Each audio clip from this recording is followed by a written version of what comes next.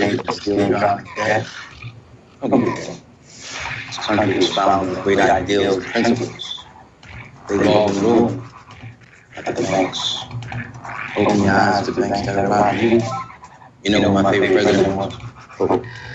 And it's just because he saw all this coming and tried to stop. Fought the boss. JFK too, when he killed him.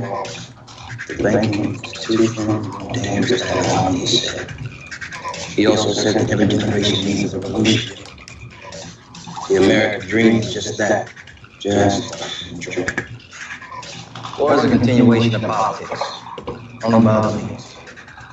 Politics is a continuation of economics by other means. This is our bank. This is our war. And this is our plan of attack. Banks have become an essential threat to our democracy. So consider this justice. Thank you for listening to Revolution Radio, freedomslips.com, the #1 listener-supported radio station on the internet. Please help support this station so this battle can continue forward. Revolution Radio!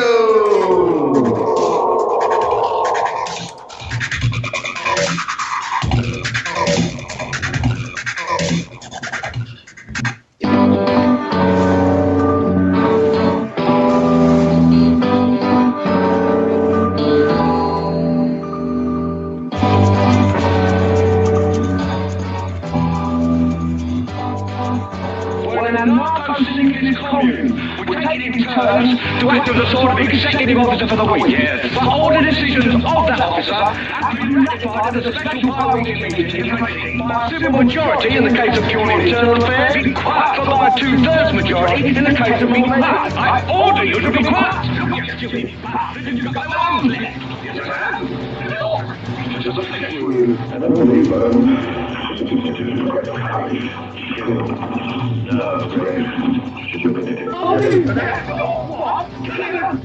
What are you going to do? Bleed on me? How do you mean to go? Roundtable Live Monday through Friday, 1 a.m. till 4 a.m. Eastern Time. Bring your mind, bring your ideas, bring your voice. King Arthur had nothing on us. Here at Revolution Radio, freedomslips.com. Don't make me angry.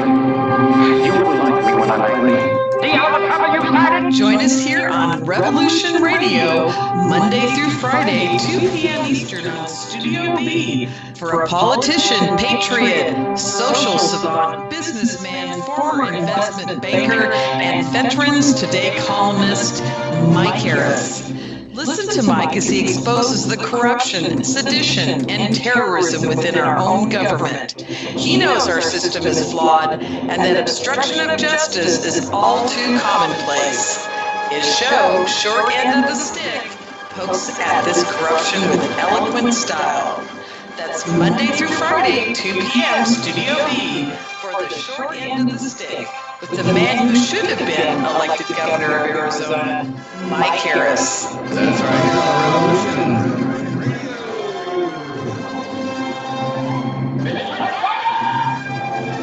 The opinions expressed on this radio station, its programs, and its website by the hosts, guests, and column listeners or chatters are solely the opinions of the original source who expressed them. They do not necessarily represent the opinions of Revolution Radio and freedomslips.com, its staff, or affiliates. You're listening to Revolution Radio, freedomslips.com, 100% listener-supported radio, and now we return you to your host.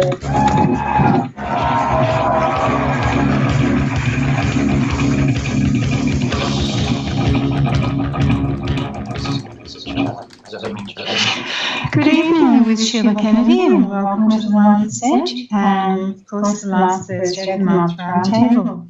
So it gives me great pleasure to join you along with my co-host Sharon Ann Rowland for our last Thursday of the month on Revolution Radio at freedomslips.com.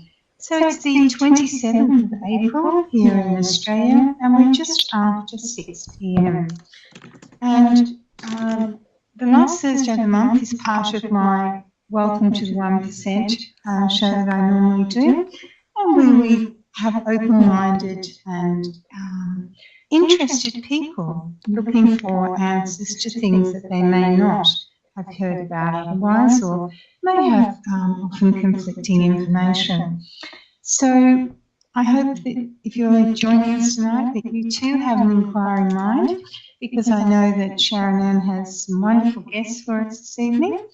And we don't take outside calls, but if you'd like to call in to listen, Studio A, 712-432-6958, or Studio B, 605-562-4200. We've got a little bit of background noise, but that should disappear in just a moment.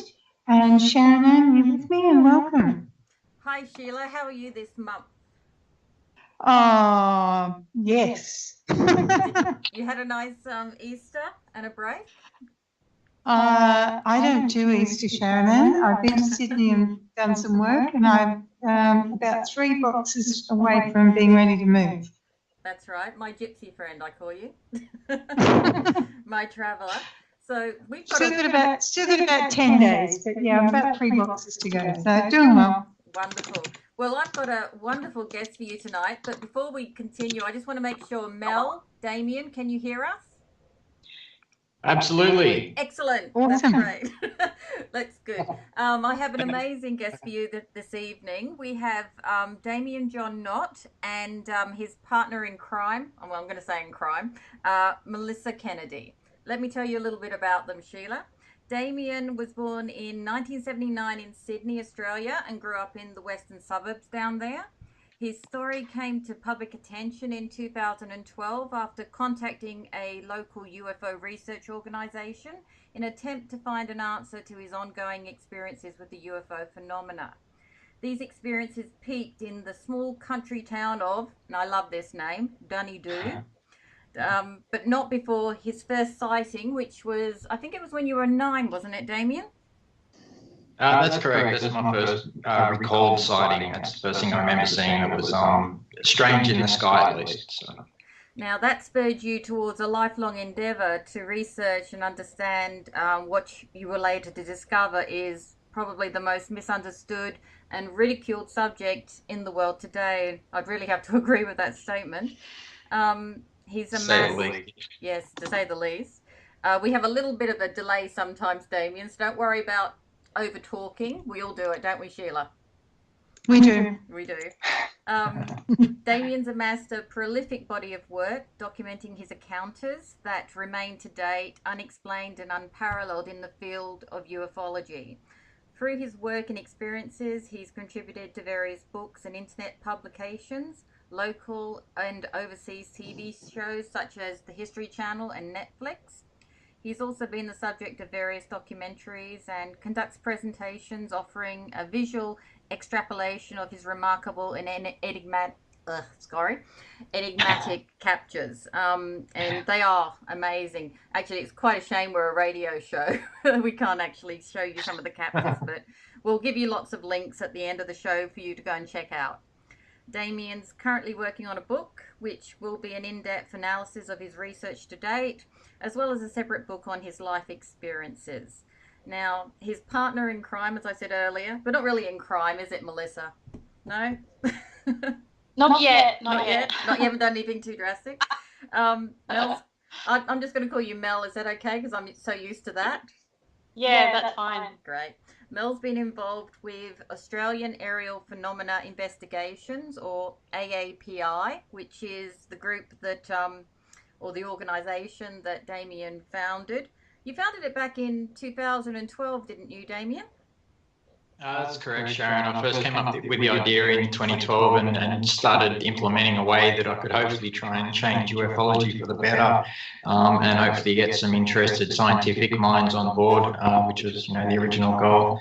And so it's, taken more seriously, and that was one of the initial things, but it's sort of branched out into a multifaceted thing where, we've got quite a few investigators from around New South Wales, especially people who are actively out filming the phenomena themselves. And so I tried to sort of emulate other countries in ways, especially Mexico, where they have the ideas of Los Vigilantes del Cielo, which is basically a team of sky watchers across the entire country that collaborate on their work, and people do a lot of filming in the skies, basically. So, but even since then it's changed, and I know with the UFO phenomena, it's everyone has their own beliefs and everything, and I've noticed that people can tend to get a little bit carried away, and I've been guilty of that myself. When you're filming the sky, especially if you're at the start and you know nothing about photography, and you can pick up things on the camera that you would think, oh wow, that looks incredible, but there'll be a rational explanation in the end. And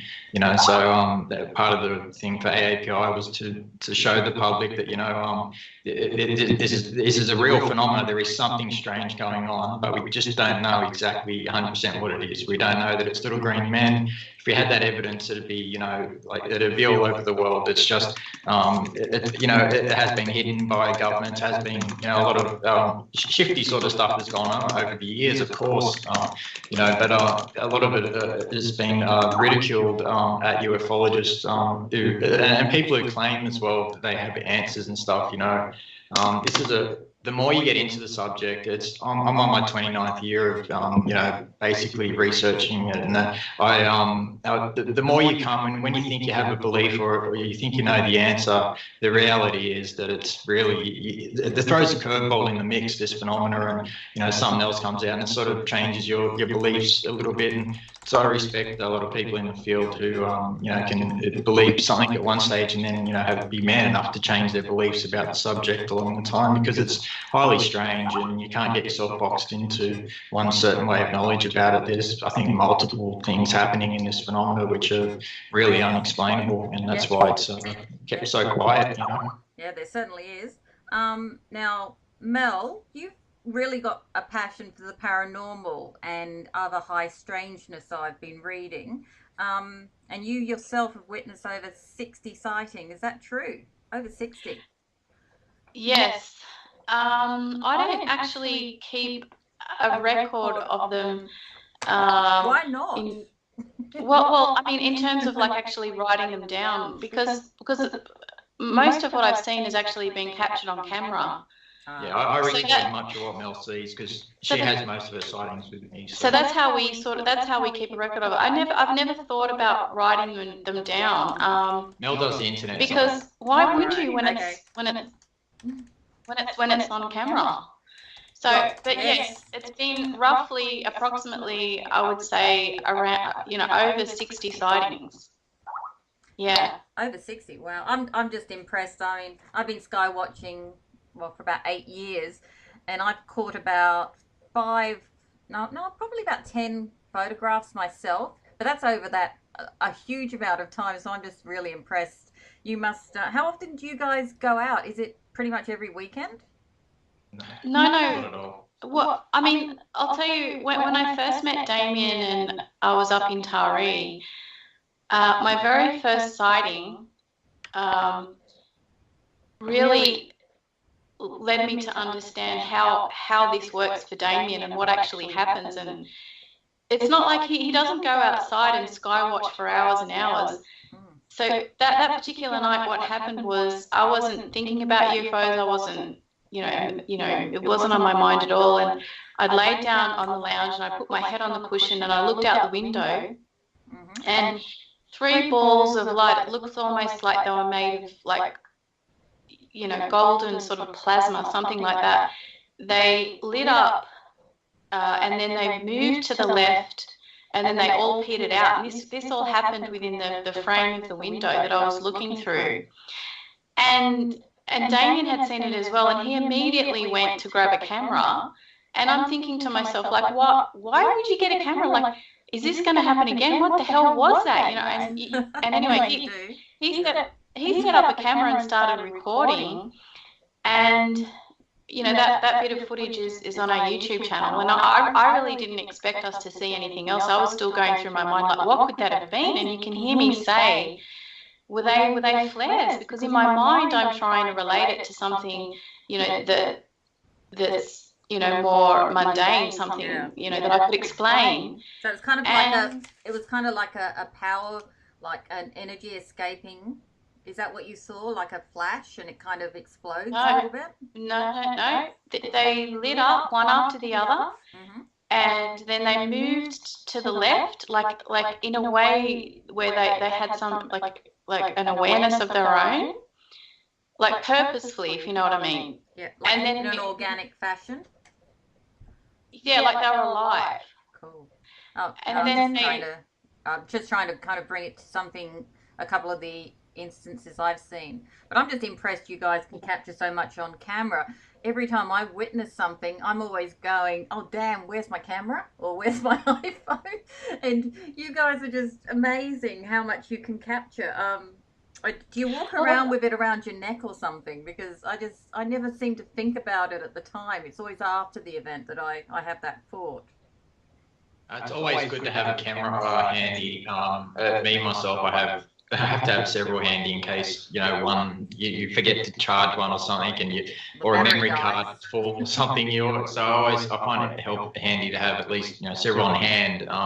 But it depends how it works for you yourself as a sky watcher. You know, I've been sort of lucky during my life. For some reason, I've seen them quite a bit, and I don't know why that is. But I've been luckier than most people in the sense that people who've, you know, got interested later in their lives, who've never seen the phenomena or whatever, and may go out and do a sky watch or whatever. It's been different for me. It's been sort of part of my life, so it's sort of normal to me in a way.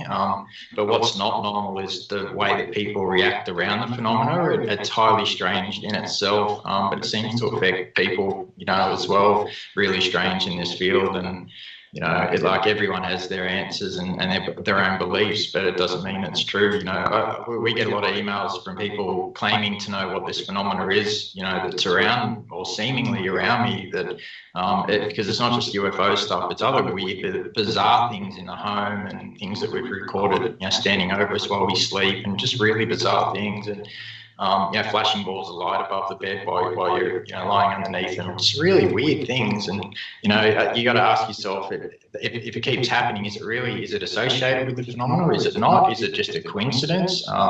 So there's a whole, you know, bunch of things. But no, at the end of the day, you know, it's so highly strange that no one really has the full answer. You know, everyone who sends me emails says a different thing, and you got to say, okay, well, not all of these people are right about all their theories. You know, so there's either one who's right or no one who's got it right. And me, myself, I refuse to sort of jump down a theory and say, okay, and pigeonhole myself. I mean, that's a popular thing to do in this field, and sort of make a name for yourself by claiming this or that. But, you know, I've never wanted to go down that path. For me, I just want to find out what they are. I still don't know. Had dreams, and that's about it. You know, strange dreams. Not about craft and being on them, but it's always been in dreams and lucid dreams, but nonetheless just dreams. So I still refuse to say that I've, you know, that I've been on these things. You know, for me, I just need more proof. It's you know, and I think the scientific community needs more proof as well, to believe, and less, you know, crazy wild theories, more actual evidence, and so for it to be taken seriously, you know. I know exactly what you're saying.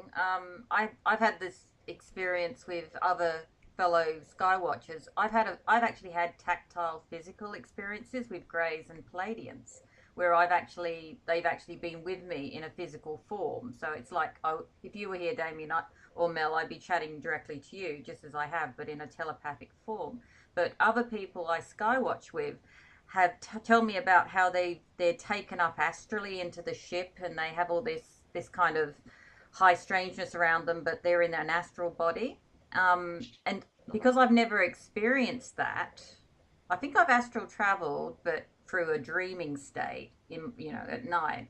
But because I've never actually experienced it in the skywatch setting, I can't relate to it at all. And I suppose that's what most people might think of me when I say I've had a physical encounter, that it's not because they've never had that. They've had the other. They've had the high strangeness. They don't understand. So you're right. It's a personal truth, isn't it? it's very subjective. The phenomena seems to be to certain individuals, and that's part of the high strangeness of it. It seems to adapt to certain people and show itself to those people during their lives for whatever reason that may be. And for me, it's incredible, but it's quite draining at the same time. And people don't really understand what goes on behind the scenes, and especially with going out and becoming public with this sort of thing, and what you're putting yourself in front of is a world that doesn't want to believe you, and a world that thinks that what you're talking about is absolutely crazy. And there's a lot of reasons why in the past that have given skeptics and non-believers, reasons to not believe in this phenomenon, or at least accept the possibility. I mean, internet's great for a few reasons, to teach us a few things, but it's also bad for the fake UFO footage on there. And that gets most of the views, unfortunately. We label our footage UAP, as in unidentified aerial phenomena, which is getting away from the word UFO, which for years has been associated with, little green men, people with tinfoil hats, all that sort of stuff. And just the word alone is, enough to raise a few eyebrows. And I've experienced that in my life. And, it's something that's not pleasant, but it's something people have just got to get by and understand that it's something really strange is happening. Until we have ultimate evidence, we're not going to know what it's all about. So no, exactly. So let's go back to one of what must be your most vivid contact experience, Damien. We'll start with Damien, then we'll ask Mel for an experience too. But the year is 1988. You've been at a friend's house playing for the afternoon. Do you want to take it from there? Oh, yeah, that was my first sighting. It was a red sphere, basically, probably a little bit bigger than the size of a basketball. And that was probably about 25, 30 feet up, although I can't be 100% sure because I was 9 years old. But just judging by my memory of the event, it seemed to be up around that height. But it was, basically I was heading back from a friend's house, and I knew that I had to get home. I had my skateboard on my arm, and I got up to the top of the hill, and I had to basically skate down the hill, go through a park, and then, go up my street, and I was home. And so as soon as I got to the top of the hill, I just sort of a weird sort of feeling to look up, and sure enough, I look up, and there's a red ball of light, and it was glowing, and just seemed to be sort of stopping right above me, and then 25, 30 feet up. It was really bizarre, really there. It was in my face. It was something that you can never forget, and it's always in your memory. It's something that you'll never and it is to this day one of my closest sightings of an actual, what you would call a UFO, an unidentified flying object. I've had other spheres of light at the end of my bed. But they if that phenomena is joined, I think it most likely is. And considering what I've seen and experienced with it, it's gone beyond coincidence that stuff's not related. But anyhow, back onto that sighting, this ball, like I started moving after a few seconds. I watched it for about 15, 20 seconds. I was like, really, like, what? But I knew in the back of my mind I had to get home, and I was curious as a kid would be. But then I just sort of put my foot back on the skateboard. Then something made me look back up again as I started to go down the hill, and sure enough, this thing was following me. And then so I stopped with my skateboard, and the second I did, it came to a near perfect stop, without any forward inertia, just slowed down and came to a, it was just pretty incredible, and did this for about 2 or 3 more times over the next 7 to 10 seconds. Like I kept walking, looking up, and then so I became a little bit, I guess, terrified by that stage because I didn't know what this thing was. And at first I even thought that at the age of 9, like it was probably an aeroplane, but then I realized something about it that I knew that it wasn't an aeroplane. Airplanes, you don't see them for long. They're not big red balls sort of sitting above your head. So the whole sighting didn't last long at all. And by the time I sort of ran the rest of the way down the hill and ran between the homes and up my street and told my mum straight away. It was just finishing off tea, so I got home in time. And she just said straight away it was probably an aeroplane. So and that sort of launched me into wanting to, in a way, I know it sounds bad, but to prove her wrong and to also try and find out what it was myself. And that sort of launched me into the last nearly 29 years of trying to get to the bottom of this by reading and watching everything I could, all the documentaries, the TV shows, and reading as many books and borrowing books from the library and friends and all that, and asking as many of my Catholic school teachers about the phenomena as possible. And they didn't really like that much, but it's really it's been a lifelong thing for me, and I just really want an answer. But I'm also pessimistic and optimistic that I may or may not get it in my life, and I don't really care if I don't. But it's just one of the things that still drives me is the passion for an answer, a truthful answer. So. And what about yourself, Mel? What's been probably maybe not your initial contact experience, but the one that stayed with you the most, that maybe when people ask you about this, you talk to them about? Yeah, well, it was that one that I was telling you before. There's been like a few that were just so weird. I mean, you know how you might have an idea in your head about how you think, the phenomenon might appear or how UFOs look. I had ideas like that in my head, but when I actually saw the things that I've seen since I've known Damien, it's utterly. It's not anything I could have ever imagined. It's some of the sightings, some of the things I've seen. I've got a few in my mind, but they're just so bizarre. They're just really weird. But that one that I was talking about before, with the balls of light, just these plasma-looking balls of light, and it seemed to be like a purposeful show, just because this window was about 8 feet away from me, and this happened just as I happened to glance in that direction. They appeared, and then they moved to the left, and then they petered out. And as I said, Damien went and grabbed a camera, and we're filming, and as we're filming, you can hear me say, were they flares? And Damien's like, well, there's no, they can't let off flares around here. This is, like a residential area, and there's no planes around. And I'm like, yeah, I can't hear any planes, I can't see any planes. That definitely wasn't flares, but that's the closest thing that I could, sort of explain it as, yes. Yeah, and anyway, as Damien had the camera rolling, we're talking blah blah blah, and then he can see something that I can't see, and he's talking about that, and then that disappears, and then all of a sudden another orange ball appears, but this time it appeared, further off in the distance, and it did the same thing. It sort of appeared and was there for a few seconds, and it petered out in exactly the same way as these other three balls. Sorry if I can interject. This one was much larger, but it was further away, which was really strange. And during that sighting, something Mel that didn't see, and we didn't pick up on the camera because I just started recording. A white object went over the top, and it was a fully illuminated white. It went over our unit we're living in, and then in the direction of where these lights had disappeared, this other light it was incredible. This big red orange light just appeared, and we've seen them do that on numerous occasions now. They seem to do it everywhere. They don't distinct about where you are. They don't really care. We seem to have a lot more sightings in Dunny do. But then, when Mel came to Tyree, and started seeing them there as well. And so yeah, that was one of Mel's. That was your first, wasn't it? I think that was the very first thing that I saw with Damien. But what I've noticed is that, both of us have had experiences where we haven't had a camera and we've seen the most spectacular things. What I found is that, often, those sightings that are so close, that are so, if you had caught them on camera, it just would have been mind-blowing. It seems strange that, like that one that appeared further off in the distance, it's like they keep a certain distance and only want to be sort of captured in a certain way on camera. I don't know, that's what it seems like to me anyway. But also, so you're saying that they prefer to take their own selfie? Yes, it's sort of like that. I don't know how you feel about that. Oh, well, I've had quite a few experiences, Melissa, where I've forever gone, why the hell didn't I have my camera on, or what's wrong with the video camera? Why is the battery dead? I seem to go through a litany of this, and what I do now is I just enjoy the show, and I meditate during the sky watches, and I actually get told during the sky watches when to pick up my phone or whatever and take a photo.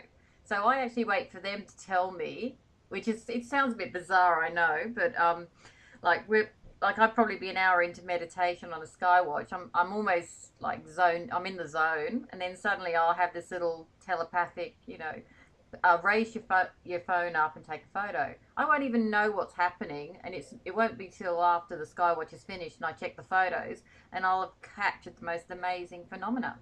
So that's how I do it now. I just enjoy what's happening at the moment, because I think that's what it's about for me at the moment, you know? Yeah, it depends on where you're up to. It'll change too. The more you get into it, and the longer you spend, and the more you get, you can fall down the rabbit hole, in this phenomenon, because it can go so deep. So you've got to sort of keep it bit grounded, but it can be hard when you're seeing these things, like you say, and you're having them appear in photos, and that's part of the high strangeness of this as well. They seem to appear, especially when you're testing out new cameras or new airplanes or new types of rockets. So they're interested in our phenomena. The phenomena seems interested in our own Earth-like technology as we progressed, and that in itself shows that there is some strange interest in what we're doing, what's happening, whether it's got to do with consciousness, who knows, expanding consciousness, all that sort of stuff. That's up to other people to talk about, but it's, you can understand, put it this way, I'll just say this, you can understand why they haven't landed in the White House lawn, because humans, we are still very primitive, and basically, they wouldn't survive too long. An alien, we can't even stand our own neighbours, let alone, other races and all this sort of stuff. There's, so much bigotry and all sort of, things separating us on Earth. How can we accept aliens landing on our front porch if, we can't even accept ourselves yet? So you can understand why they're keeping an arm's length, and their sightings seem really short, strange, and, just very unusual. And they show themselves at certain times for whatever reason. They seem to be going about their own thing, doing their own thing, and whether it's interdimensional, and they can just appear here and there and go back to wherever they are every now and then, whether they be due to sunspot activity, which allows us to see it, or who knows, there's a whole bunch of different roads to go down, and it's all as fascinating to each other, and it doesn't mean that they're all true or whatever, but the more you get into it, the more you can hopefully get to at least an answer that will sort of you can understand yourself, and that's what I'm hoping for. But like I said, I'm a bit pessimistic about it, and the more you get into it, the more the stranger it becomes. I don't think it's just about aliens coming and landing here. I think there's a bit more to it than that. No, I think that's part. I agree. I completely agree with you, Damien. I actually interviewed Stephen Bassett of PRG. He's a lobbyist for disclosure over in the States, and I interviewed him a couple of years ago, and we actually had a bit of an argument over Skype over disclosure, and like his disclosure, he calls it disclosure with a capital D, which is what you just described, which is a whole a lot of ships landing on the White House lawn and declaring themselves, part of the galaxy and all this.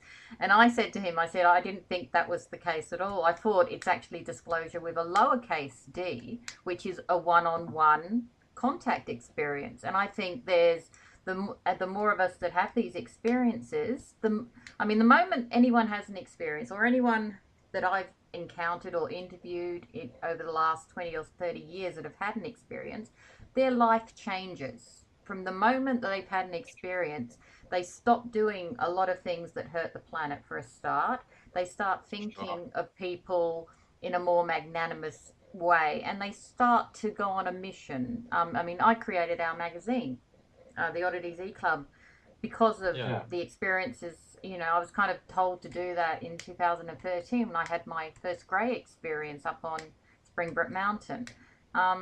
This is what came out of it, and what we're doing today, and the radio show, and meeting Sheila, wonderful lady, and and yourself, Damien. This is what came out of that one experience. So I have I agree with you. I think there's a lot more to it, but I personally think disclosure is exactly what we're all experiencing on a one-on-one basis. What do you think, Mel? Am I just crazy? Well, I think that anyone who's trying to get government disclosure, good luck, because first of all, if the government said anything about this phenomenon by way of some kind of answer, would you believe it? Exactly. Seriously, like most of the stuff, that they're trying to dish out to us is garbage anyway. So I would run a mile if they came out and had anything to say about this phenomenon. I don't understand why anybody wants government disclosure. And I don't know. I don't personally think that I mean, there's different hypotheses for what this is, and the most popular one is extraterrestrial. But from what I've seen, I don't know. I don't particularly follow that line of thinking with it. I don't know. I could be wrong. I don't know. But I mean, it just doesn't seem like Lord Voltron from Orion, visiting Earth to me at all. No, You know? no, it doesn't. No. And I think that's spot on. It made me laugh. So, Yeah, I mean, so I don't know about that. I'm dubious about that. Yeah, me too. I think Hollywood has a lot to answer for, but let's keep going. Look, a lot of ufologists believe that not all alien races come from other worlds, but they are actually here already on Earth or living under the Earth, or they do in fact jump between our dimension and their own dimension. What are your takes on this? And do you know of any particular alien races that this might pertain to? I know a lot of people talk about the Yowies and stuff like that are more in the paranormal field, being interdimensional beings. What do you guys think about this concept? Well, it's a possibility, like anything any alley you can go down in this phenomenon. Anything could be a possibility, but it doesn't mean it's true. We can take on other people's beliefs and add them to our own, and that's what I've noticed a lot of the UFO phenomena is made up of, especially in the New Age part of the UFO phenomena. It's made up of people adding other people's ideas to their own to come up with an understanding for their own lives. Because when you look at it, we're basically monkeys with brains on this little speck of an earth that has volcanoes, hurricanes, tornadoes killing us, animals that can kill us, insects. We kill each other, and here we are floating on this little piece of dust out in this miraculous big black vacuous landscape, and we're flying through space at 5,000 kilometers an hour, whatever it is, and or 1,000 km an hour, and it's incredible, and so I think it helps us to go living by what we know already. It helps us to. It probably would be scary if people knew that it was aliens or it was this or that, but also thinking that we're all alone would be, I think, it's equally as crazy or as scary, And I think I know we're definitely not alone, but what this phenomenon is, I think there's an interdimensional aspect, like Jacques Vallée talks about. There's also a trickster element to this phenomenon as well. It doesn't seem to be straightforward. They seem to play games. They seem almost childlike. Well, I think it's kind of a test. There's a testing feel to it, if you ask me. They seem, and a lot of the spiritual people think it's a test to see if we're enlightened enough to meet, to kind of be merged with the rest of them out there. What do you think about that? I mean, that kind of rings true to me, that maybe, as you say, we're so primitive, maybe we shouldn't be out there just yet until we kind of get our anger issues we under kill each control. other all the time. We're really a violent species. Everything that we do, but what helps us, and most of us want to live in peace. Obvious, it's clear.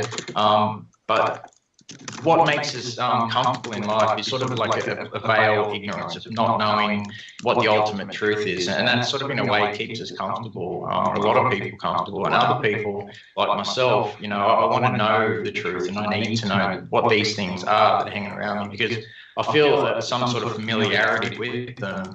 I get sad when they go sometimes, if they hang around just for a few seconds and then they take off really quick or whatever, and you're just like, why? Just hang around and show me more, It can get quite frustrating, and not having an answer. But then when you have, people around the world calling you up, telling you that they know what the answer is, and every answer is different. Like I said earlier, you've got to wonder who's telling the truth here, who really knows the truth. And so me, I don't really take on other people's beliefs on top of my own, because mostly, I've gone through a lot of these beliefs in the past and then passed them on. I know the phenomena exist. I just don't know 100% what it is. And I don't think anyone really does. So anyone who's claiming it's just the Pleiadians coming here, and it's a lot deeper than that. It's something highly enigmatic, and it changes, and it's changed with human history and culture as well. Our reportings of sightings and the types of craft are changing, and so there's a whole bunch of cultural aspects involved here as well. So. No, thoroughly agree. So, Damien, you've been described to myself, and I think I even used this as the title of our first interview together, as a UFO magnet. What do you think it is about you in particular that attracts so many ETs or ETVs to you? That's short for extraterrestrial vehicles. Well, look, I don't know if, again, I don't know if they're ETVs or extraterrestrial vehicles. That's just a human name we've chosen to give a phenomenon we don't really understand. It's putting them in the box of they're all alien, you know, and I don't look at them as that way. I see them as it's almost an interdimensional thing. Like there may be many multiverses, you know, living around us, and scientists are looking into this kind of thing at the moment, you know, and you know, we really don't know an answer. But you know, if these things are ETVs, that could be a good, you know, there are some signs in the past, there are some really decent cases in the past that point to alien, but alien is in little green men, or alien is in alien to what we understand should exist in nature and in our own physics and all that sort of stuff. You know, they definitely are like that to me. They're not aliens in little green men, they're aliens in something that is highly strange and unusual. And until we have, you know, one, like sort of, like, unfortunately I haven't had the experiences that you've had with them, where you've met them one-on-one and they've spoken into your mind and stuff like this. I've had dreams, and but like I said, they were just dreams. You know, I can't really say that, you know, they're from here or they're from there. I just find it strange that, you know, a Pleiadian would come down. Seeing as though the Pleiades is a star cluster, and it's got a lot of planets and all this in it. So it's funny that they come down and say, "Hi, human, I'm from the Pleiadian or the Orion star belt. Here I am," but that's a human name that we've given, you know, where they live. So they're taking on the human name and giving it back to us. And so is that a trickster thing, or is that people, you know, wishful thinking? Who really knows? But it's like I said, it's individual experience seems to be. Different people do have different experiences in this field, and that's just not ours, unfortunately. So.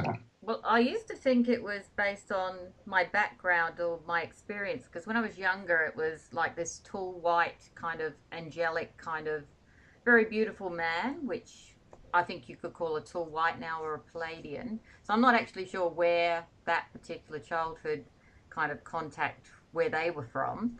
I've just kind of called them Pleiadians because they kind of fit the description that most people in this field give them.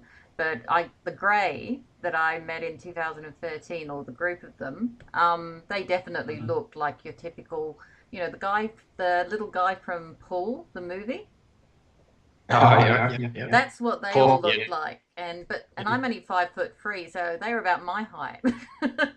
So I'm taking the short greys. I know there's like a variety. There's actually a poster somewhere, Damien, which has all the different types of aliens that people have had contact with. So to be honest, I've just kind of named them based on what other people have in the past described or I've seen. But I always thought it actually might come from how you're raised and your perception of what's happening to you based on that past environment. Like yourself, I was raised Catholic.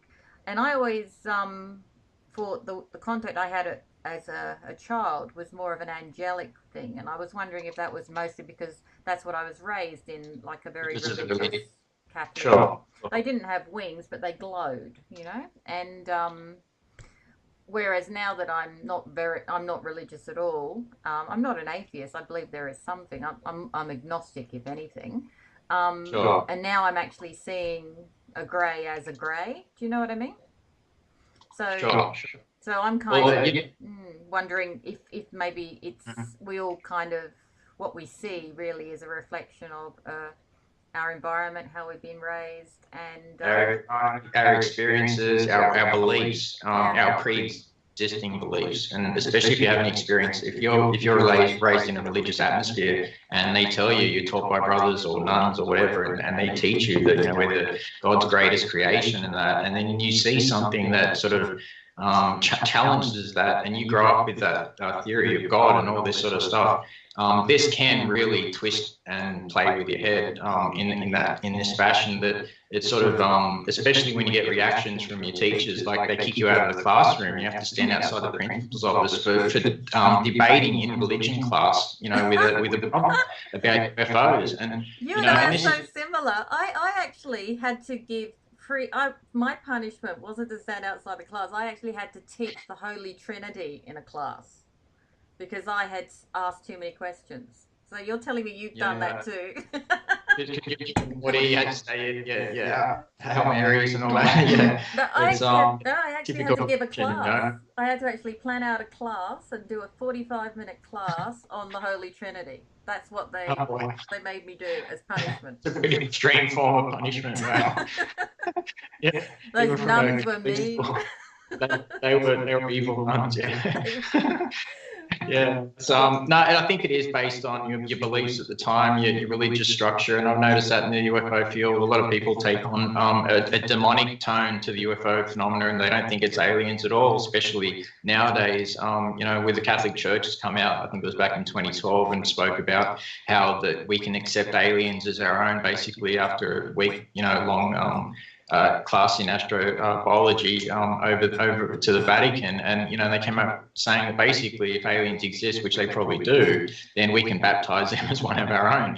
So and little do and we're just these little beings, like little ants running around on this planet, zipping through space and not really knowing what's going on. So I think applying answers to it sort of helps us to a degree, to think we understand. But I don't think anyone, really does understand the full picture. And unfortunately, no one really with, actual evidence and these things, these tricks to things who want to speak to us on an individual basis, but they don't want to go the extra way to help, them show themselves to other people around you or whatever. I've been lucky in that respect with UFOs because I've had a lot of news people around me, especially the Sun Herald, to reporters back in Dunedoo who were on the property for less than 7 minutes or something, and 2 UFOs flew over the house. And I had Mariana Flynn with me from UFO New South Wales, UFO Research New South Wales, and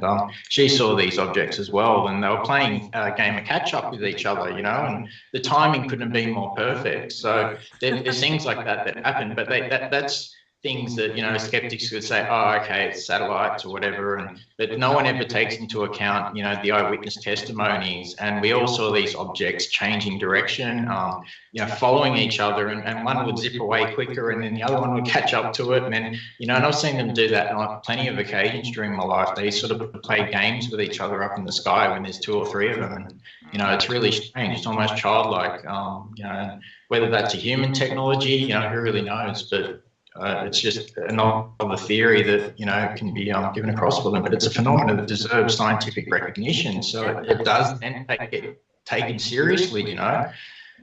It's hard to look at the internet without seeing that all these people with claims that they're from here, there, and this craft's from here and there, and they're a star child and everything, but no one actually has any real evidence to back any of this up. I've just been lucky in my life to have to have seen so much, and especially since Dunedoo, have my family experience it so much as well, because it was hard for me growing up, because I'd have these sightings. I had a sighting with my brothers when I was 12, and that was the 3 lights, and that was another red light. It was pretty much the same red light I saw 3 years earlier when I was 9.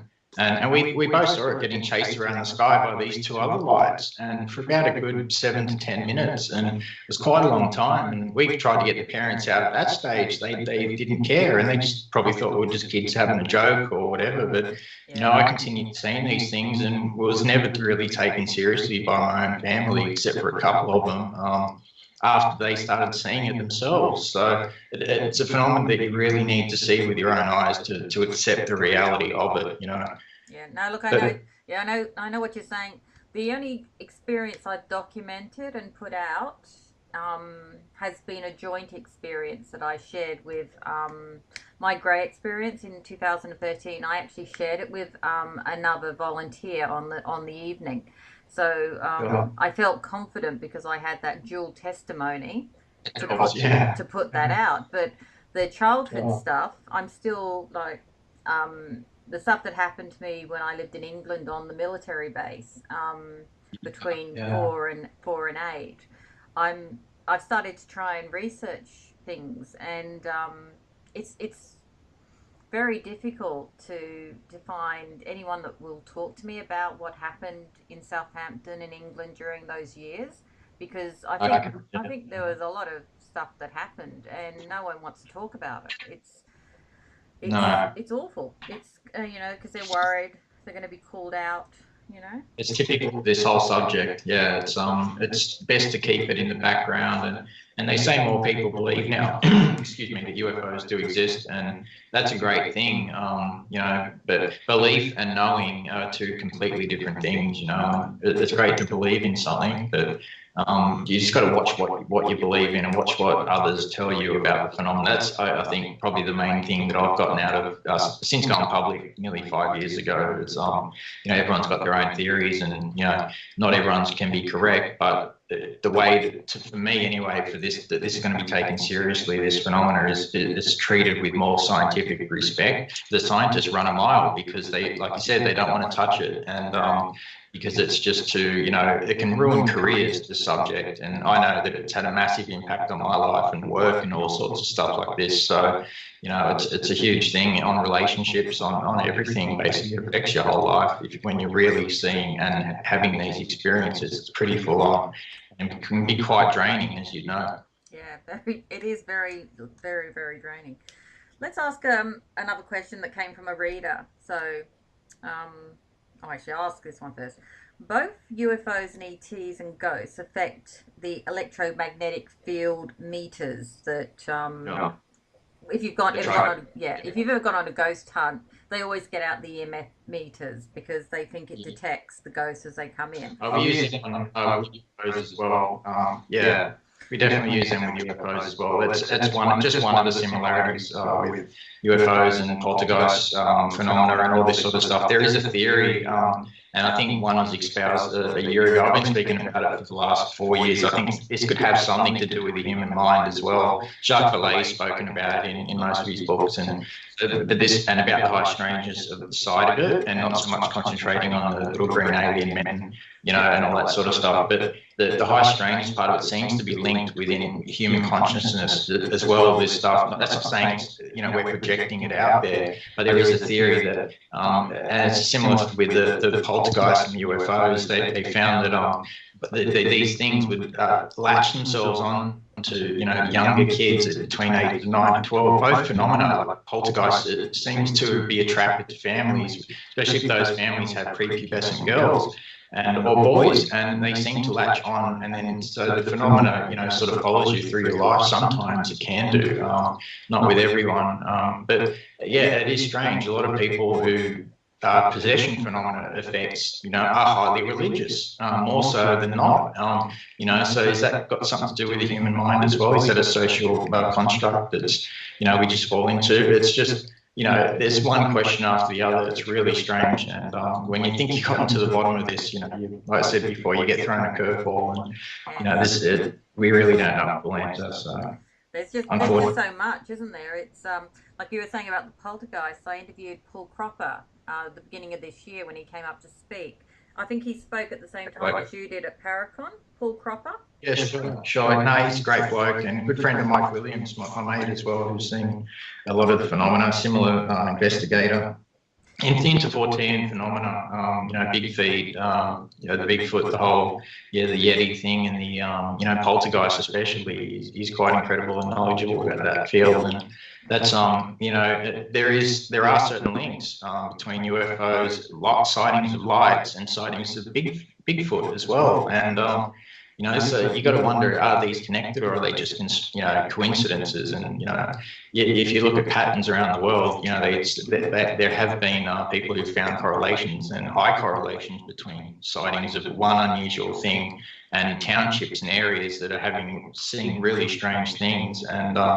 And then all of a sudden it all just stops. But during this time, they're not seeing lights in the sky and craft and all this. They're seeing things on the ground, which is part of the high strangeness of this, and then it seems to move on and go to another place, and then it'll have a big sighting in another town or something like this. And I was just lucky that I happened to be in Dunedoo in 2012 and see, you know, what you would call a flap of UFOs over that town. And I was lucky that, you know, the press came out and they saw it, and UFO investigators came out and saw it, and people had lights stop over their head and then hover for 4 hours, and, you know, and I had family see it. So it was people coming from all around Australia witnessing it. Not everyone who came saw something, but most people did. And so it was a big, there's patterns like that all around the world of sightings and high strangeness in areas. And, you know, if you've heard about the Mothman prophecies that John Keel wrote about, you know, that was a town, they weren't just seeing this flying bird thing flying around, they were seeing lights in the sky, all sorts of, you know, really bizarre things that were happening, flying around UFOs. And so, and then all of a sudden the phenomena just moved on to another place, and it just stopped and became sort of stagnant. And it's really weird how it works like that. And, you know, if you come to an answer, you just got to look at the correlations, and then maybe you can put something together, some sort of hypothesis. Yeah. I just think we should stop labeling things differently. I mean, personally, I don't see any difference between alien activity and the paranormal these days. In fact, I think, and the same with, it was funny, I was at an astral projection seminar and a couple of months back, and the concept of when people see the light, and it correlates to a lot of experiences that abductees have also had. And the more that the speaker spoke about, you know, a near-death experience and then astral projection and astral traveling, the similarity between those two and a UFO abduction experience was staggering. There was, you know, if you had a list of things, you could have ticked them all off, and you would have found there really isn't much between the 4 different concepts. And we just need to stop labeling things differently. That's my theory. What it's worth. I totally agree. Labels help. We love, as humans, we love labels. You know, we have to label everything, everything we do, and, you know, everything we eat has to be labeled. It just helps us sort of live our life a bit easier, I guess. But, you know, this is why it can't be labeled. Like even though it has been, look what the term UFO has done for ufology. It's become a term of derision, become a term of, you know, people raising their eyebrows whenever they hear it. Little green men, tinfoil hat wearing crazy people. You know, I've experienced it all behind the scenes in the last 4 years. It's been absolutely insane and life training. So it's been great. Yeah, but the good news is people like, oh, we're going to the break now. So go and grab a coffee. We are. So you're with the last Thursday of the month, and welcome to the 1%, and we'll be back with you shortly.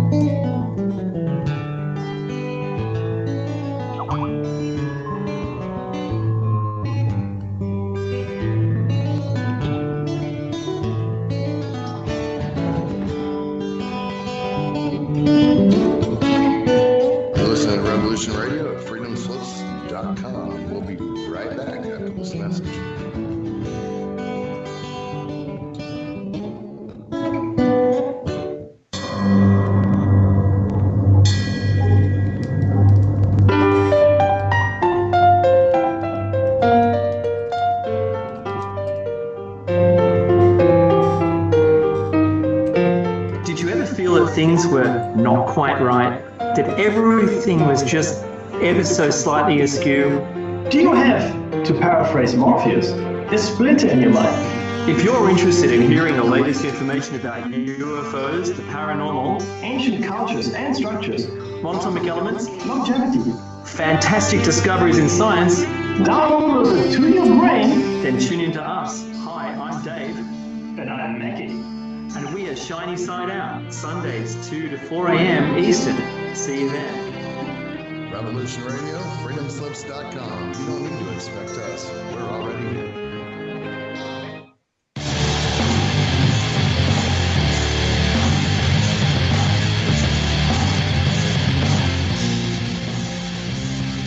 Hi, this is Bo.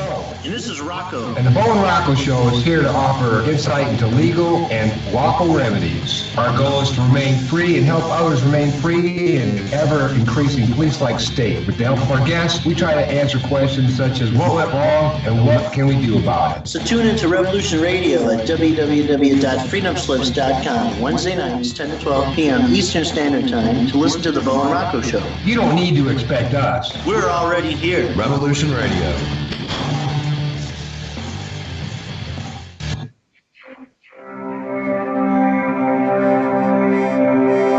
Most guys freeze.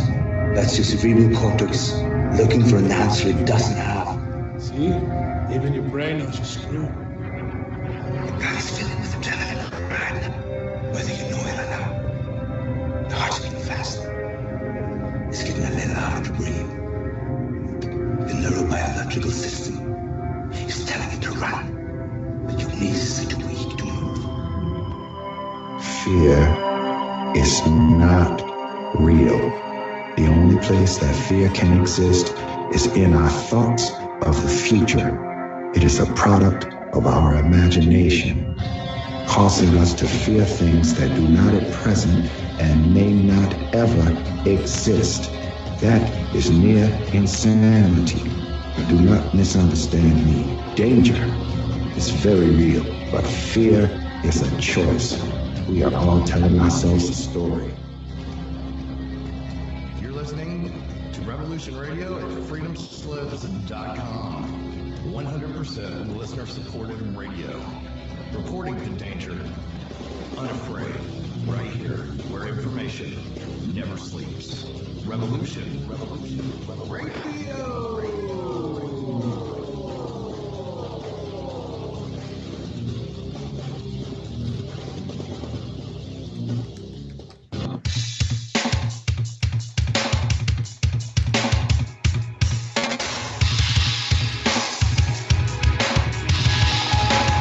Enter into a world unseen on Raven Star's Witching Hour.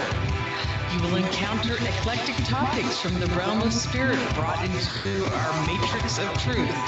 With your host, the Solaris Blue Raven, Solaris will bring you an array of unique guests covering topics from ghostly spirits to amazing anomalies, covert technology, UFOs, and shadowy global events. And that's right here at Revolution Radio, freedomslips.com, Saturdays, midnight till 2 a.m. Eastern Time. Revolution Radio, where information never sleeps.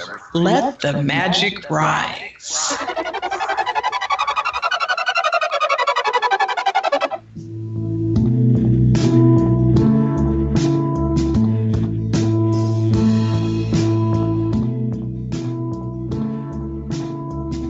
Is your data safe? Do you have the necessary information to assist you in confidently living through just about any survival situation? Is survival and gardening, off-grid living, medical knowledge, or even natural or man-made EMPs on your list of personal concerns? Do you have your documents and your personal information in a safe place in your hands where you know where it is? Well, check out our preloaded EMP-proof thumb drive. Over 3 gigs of survival documents and how-tos, plus the USDA offline food preservation website, and much, much more, including a surprise bonus we just can't tell you about here. With plenty of room left over to store your most important documents. Imagine if a megavirus or computer failure took out your bank, or all the banks for that matter. Are your banking records safe in your hands? So when they get things fixed and repaired, you can say, hey, look, this is what I had. You have it, I want it back. Is your personal data safe? family records, addresses, phone numbers? Well, squeeze on over to freedomslips.com. Yes, that's www.freedomslips.com. Click the banner on the homepage for the EMP-proof bullet drive to get the full scoop of everything that we offer. So, folks, keep your data safe for your peace of mind. Revolution Radio, freedomslips.com. You don't need to expect us. We're already here. Enjoy your extra big-ass fries. You didn't give me no fries. I got an empty box. Would you like another extra big-ass fries? I said I didn't get any. Thank you. Your account has been charged. Your balance is 0. Please come back when you can afford to make a purchase. No. I'm sorry you're having Come trouble. on. My kids are starving.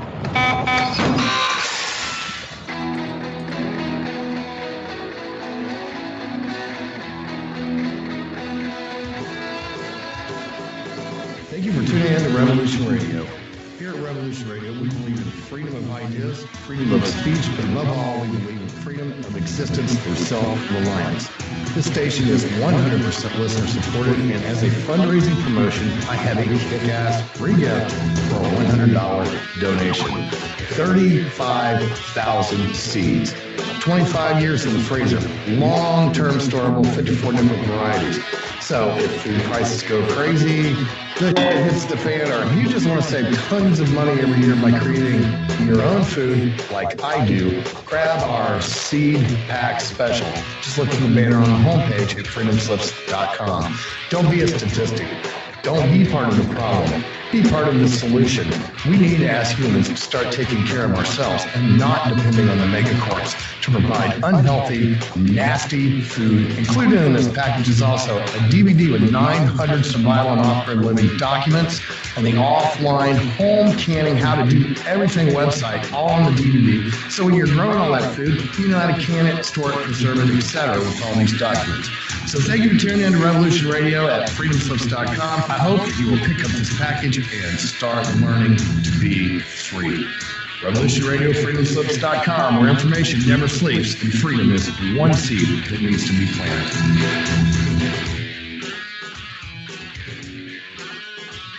What are we doing right? Let's go to the eternity. The opinions expressed on this radio station, its programs, and its website by the hosts, guests, and call-in listeners or chatters are solely the opinions of the original source who expressed them. They do not necessarily represent the opinions of Revolution Radio and freedomslips.com, its staff, or affiliates. You're listening to Revolution Radio, freedomslips.com, 100% listener-supported radio, and now we return you to your host.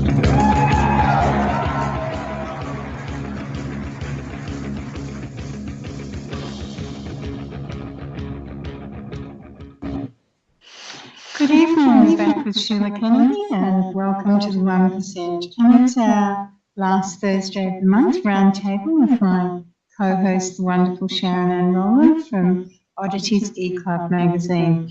And we're with Revolution Radio at freedomslips.com.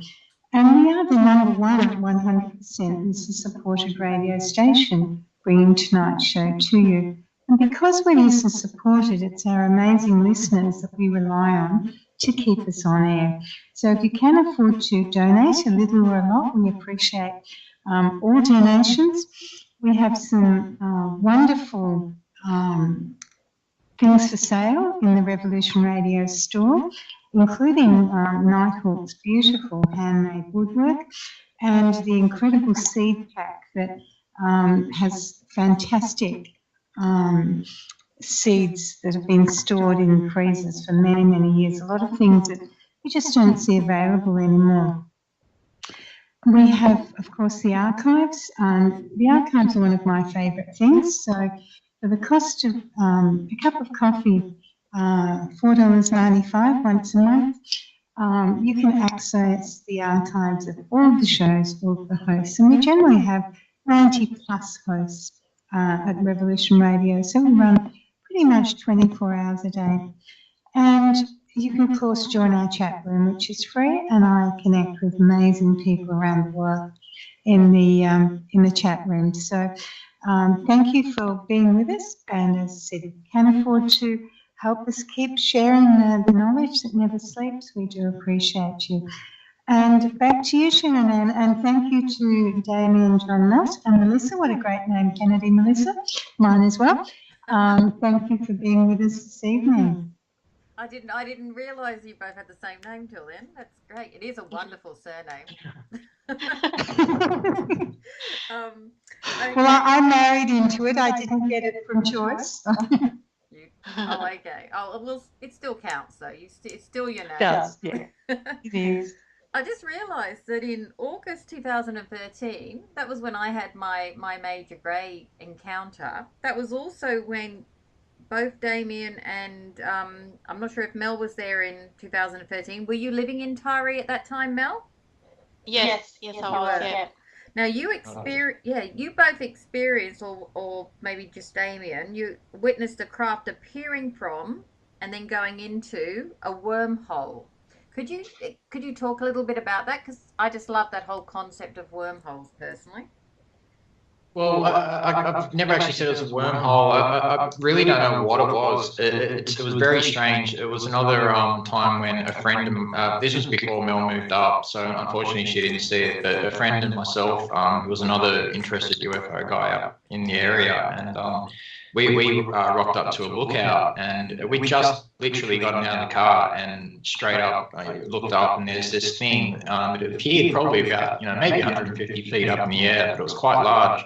And it seemed to appear out of nothing and then come out and then go back into nothing. So there wasn't, in a way, like when you say wormhole, there wasn't actually a visible type of hole. It seemed to just appear, move across a little bit and disappear. And it looked like the best way to describe it was a rusty kind of looking submarine type thing. It was really bizarre. It was almost like a whale, kind of like a whale submarine. It was but a rusty one, and no ports or windows or anything like this, which is seen with some of these larger things. This thing was just the most unusual looking UFO. But the thing is, it didn't seem like a UFO when I say submarine. It was more like a life form, like a whale. The way it moved was like a whale. It sort of came out.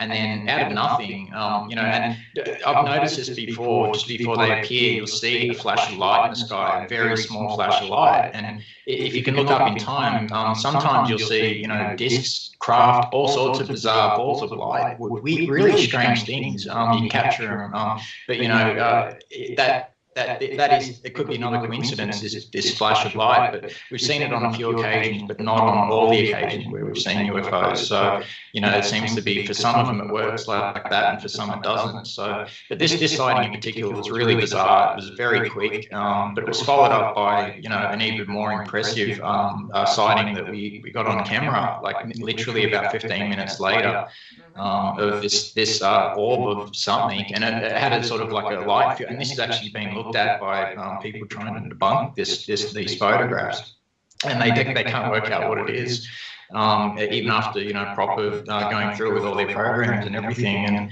And so it was an object, and it seemed like a metallic object with sort of like a hue around it, like a slight glowing hue and a purplish tinge, but it was metallic, and it opened up, and it was just over the next mountain ridge. It probably would have been about 150 meters in front of us, and it was really bizarre, and then all of a sudden it hovered there for a few seconds, opened up to reveal what looked like a glowing orange ball inside this outer shell of metal. It was absolutely bizarre. So whatever the dynamics of that, they do seem to appear on days one after the other, and then you might not see them for a month or 2 months or 3 months, even you might not see a thing, and then all of a sudden they'll come back for a day or two, or 3 if you're lucky, and it's just really strange. But in places, country areas, they seem to frequent more often, which is really strange as well. But if they were trying to hide their presence but get around here and do their thing, that would be more acceptable, because a place like Dunedoo is 400 people in the whole town, and as anyone who's gone there knows, it doesn't just have a funny name. The place feels funny. It's very strange. There's only a couple of streetlights in the whole town, so there's very little light pollution affecting the view of the stars. So basically, you can look up and you can see everything. It's incredible. The Milky Way galaxy, it's just so clear. And, you know, we're having these things appearing, you know, almost on some occasions on a nightly basis for up to, you know, I think it was 6 weeks. Almost nightly, these things were coming, and we had people from all around Australia seeing them and photographing them, filming them. I was trying to capture as much as I could, you know, with my one crappy little camera and my very limited knowledge of, you know, photography and videography at the time. So I was trying to do my best to sort of get it out there anonymously, but you know, it's just. My father and I, we'd be out the back, and before that, he'd never seen a UFO, and I actually dragged him out one night, and there was this big orange thing, and one afternoon, it hadn't gone dark yet, there was a big orange ball headed from the neighbour's back, the corner of the neighbour's house, diagonally into our yard, and as it was coming over the fence, probably about 10 feet above the fence, it was very low, and it was quite large, and I'm screaming at my dad to come to the back door, you know, and he's finally come, and he's seen it, and get this, the second he's seen it, within about a second after that, this thing just sucked in on itself and it was gone. And before that, it was heading, literally, it was about 15 to 20 feet away from us, and it was large and just up off the ground, just over this very low fence. So, you know, and Dad sort of looked at it and said, oh, holy, what was that? And he said, I think that was meant for you. And that happened quite a few times when you call, and Mel knows as well, when I've called her out on occasion, she'll see it, and I'll say, keep your eye on it or whatever, and I'll run in and grab a camera. And then by the time you get back, you sort of see it again. And as soon as you point your camera up to these things, they seem to dart into a cloud. It's like they have some sort of knowledge that you're about to capture them. It's really bizarre. You know, that's part of the so you can sometimes think that it's like they're seeing through your eyes, or they're anticipating what you're going to do next. And that's happened quite a few times, more times than I can say, okay, it's a coincidence. But then again, you don't know, and that's part of the fun of this, I guess. You know, you really don't know a full true answer.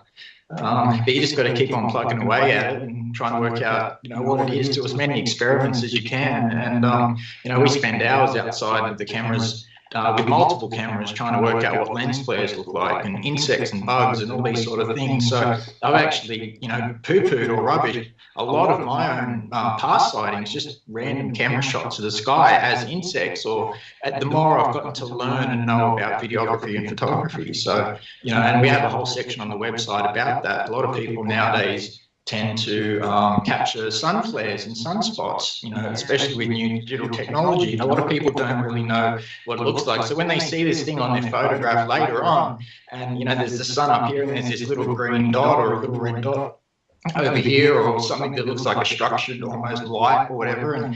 But usually, unfortunately, it's from, you know, a side effect of modern day digital photography and the camera angle and where the sun is.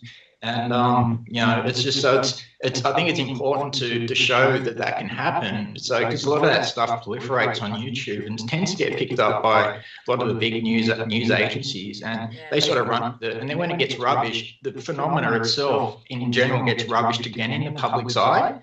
And photographers then come out and say, oh yeah, it's actually just a lens flare. That goes towards the whole public knowledge that, hey, okay, maybe they're all lens flares, you know. So if you're not interested in the subject or have no knowledge of it, yeah, you're going to think that if you constantly see all the UFOs, supposed sightings, getting rubbished as lens flares. So I think it's important to sort of try and that's what we've tried to do in AAPI especially, is to learn as much as we can about, you know, cameras and how to use them and how they all appear, and all sorts of different cameras, from DSLRs to video cameras, 4K and all that sort of stuff now. And, you know, so we're living in an age where, you know, we haven't had this sort of, that we know of anyway, technological sort of advancement. And so we have all this new cameras are getting better, and night vision's getting better, thermal cameras, and so we've got more ways now than we've ever had to see these things. And, you know, with for instance, I was with a documentary crew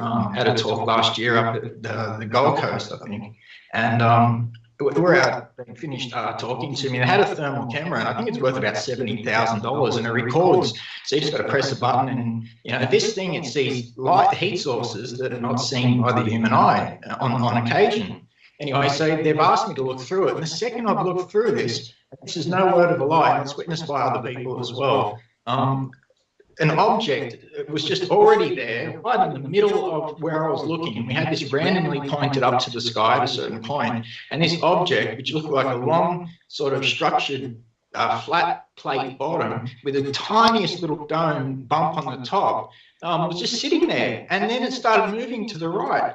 Anyway, we were filming with other cameras, and the other cameras that were normal weren't picking up this object, and no one could see it with their naked eye, but the thermal camera was picking it up perfectly. So whatever it is, it can appear and disappear and reappear in different formats, and sometimes radar can pick it up, sometimes radar doesn't pick these things up. So there's different types of them, there's a whole big jumble mess, of stuff going on out there. So how do you feel about the discrimination that is experienced by contactees, experiencers, and abductees? Do you think it's fair? I'm sorry, what was that question again? How do you feel about the discrimination that is experienced by contactees? Terrible. As someone who suffered it during my own life, I find it absolutely terrible that we still live in a society that treats people crazy because they say, well, I mean, it sounds crazy, if you tell someone, I just saw a light hanging above me the other night and zipped off real quick, people just think, okay, this guy's off his face or whatever. But you can't get around that. That's just our knowledge and our perception of what's in our universe at the moment. But that's going to change, I think, in a few years. If this does come to light in some way, some big sort of way, and the only way I could see that ever happening, and I don't see it happening really, is some sort of, Independence Day scenario when you have major craft hanging around the world all at once, and that it couldn't be denied anymore by the public. It'd be seen by millions and billions of people, all these giant craft, but they don't seem to do that. They'll do that only in certain areas every now and then, like Phoenix, Arizona, or there'll be a super big sighting like a flap somewhere, and then they move on, and that's again part of the high strangeness. Yeah, it's funny. I interviewed Judy Carroll. Do you know Judy? She's the author of The Zeta Message and Human by Day, Zeta by Night. She's I don't know if you call it a hybrid, but I interviewed her this week, and she came over and had lunch, and we had a nice chat about discrimination, and she's just been featured in New Idea, actually the last issue of it, and they had her on and she came to me the day after the magazine had been published, and she showed me her phone, and we talked about, all the people that were trying to get in contact with her, because the article hadn't been written in probably as, it didn't carry her intent. Do you see what I'm saying? Sure. It was more of a, they'd written it in a way that was more sensational, and so the people that were trying to get in touch with her, she was kind of ignoring, and basically sure. she came to do the interview with me because she knew I was an experiencer, and I treat the interview seriously, and that's why sure. we were doing the interview that day. So I know you've had a lot of dealings with the media, but they seem to treat you a lot better, Damien. Why is that? I mean, I've seen your interviews on TV and that, and you just seem to, I don't know, be treated a little bit better than the average ufologist. Like they don't usually pin the label on you. How do you know what you're doing that we can all follow? Yeah, well, I don't claim it's anything, and it's something that I'll keep on repeating. I don't say it's this or that 100%, it's aliens, little green men, because I know that people who've done that in the past, it's basically, that's them, it pigeonholes them in for life, that's what they believe the phenomena is, and as the phenomena changes, you need to change your perceptions of the phenomena as well, and the phenomena seems to be changing and adapting as well, and we as humans need to understand, or at least try and understand that this is happening, that something very bizarre is happening. And it's worldwide, as you know, this phenomenon. It's continual. There's a thing that some of these things could be time travelers. There's certain theories out there that these things could be from the future coming back to warn us that nuclear weapons are bad, the interdimensional aspects. There's a whole bunch of different things, and but I think we're just using human words for stuff that we don't understand, and this is why I label it all paranatural. I think it's paranormal in a way, but it's also natural, just that we just don't understand it yet. Just part of our universe, part of what's going on around us. As soon as you put yourself in the paranormal box, that's it. So I haven't said it's aliens. So I think that's the reason why I've been treated, sort of a little bit better by it than.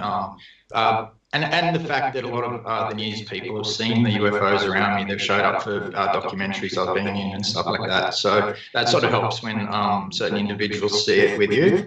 Yes. It sort of helps, what you're saying, and especially the people who are interviewing you about them, and if they see them as well, that kind of helps. And so I guess, the witnesses, the footage, because we've got some footage we really can't explain, and, and it's really bizarre. It's really strange, and it's so if it's in the human mind, why is the cameras able to film this? Unless we can manifest certain phenomena with the mind as well. That's another possibility in this. And that could explain why only certain people can see these things or experience these things, or these things are attracted to or feed off, or whatever the case may be. But there seems to be a lot of, it's not all love and light, I found, and unfortunately, I love to say that it's, they're here to save us or whatever the case may be, but it seems to be a highly deceptive and trickster-like phenomenon behind the scenes, whatever's going on.